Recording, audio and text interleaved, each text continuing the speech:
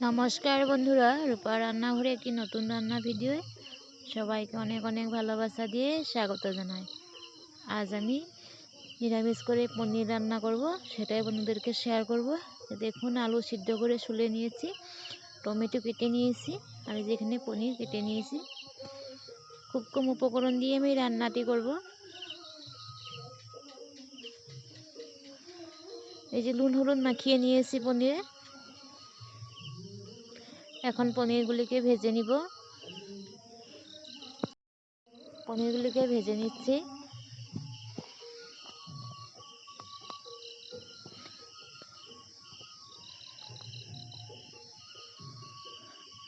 দেখুন, লাল লাল করে আমি পনির ভেজে নিয়েছি। পনির ভাজা তেলের সামান্য পরিমাণে তেল দিয়ে কালো জিরা ফোড়ন দিয়ে দিচ্ছি, দিয়ে সিদ্ধ করে রাখা আলুটাকে ভেজে নিব।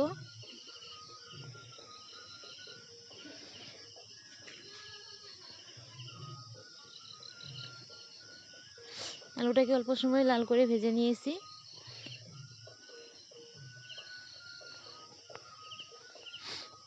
এখন পরিমাণ মতো নুন দিয়ে দিচ্ছি, হলুদ দিয়ে দিচ্ছি। নুন হলুদ দিয়ে ভেজে নিব।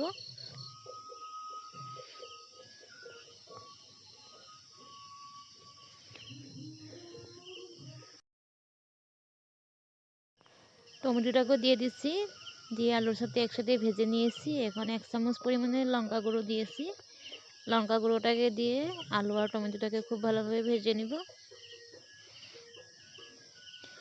আলু আর টমেটো ভাজা আমার হয়ে গেছে। এখন জল দিয়ে দিচ্ছি। আমাদের এখানে বাড়ির পাশে নামঘর, যেখানে মন্দির বলে আর কি, আসামিসটা নামঘর বলে, সেখানে ভাওনা হচ্ছে, সেটার আওয়াজ আসছে বন্ধুরা।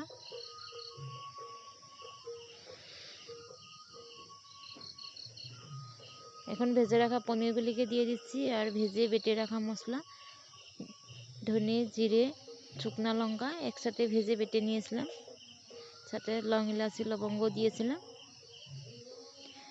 লং ইলাচি দালচিনি। মশলাটাকে দিয়ে 10 মিনিট সময় জাল দিয়ে নামিয়ে নিয়েছি। দেখুন, ধনে পাতা দিয়ে দিচ্ছি। খেতে সে অসাধারণ হয়েছিল, খুব টেস্টি। এইভাবে আলু পনির রান্না করে বন্ধুরা খেয়ে দেখবেন। আমার রান্নাটি কেমন হয়েছে বন্ধুরা কমেন্ট করে বলবেন। যারা এখন পর্যন্ত স্কিপ না করে ভিডিওটি দেখে যাচ্ছে, তাদেরকে অসংখ্য অসংখ্য ধন্যবাদ আমার সাথে আর পাশে থাকার জন্য। আর নতুন বন্ধুরা যারা এখন আমার চ্যানেলটিকে সাবস্ক্রাইব করে না, প্লিজ সাবস্ক্রাইব করে আমার পাশে থাকিয়ে যাওয়ার অনুরোধ রইল। আর আমার রান্নাগুলি ভালো লাগলে বন্ধুদের কাছে শেয়ার করে দিবে। নমস্কার।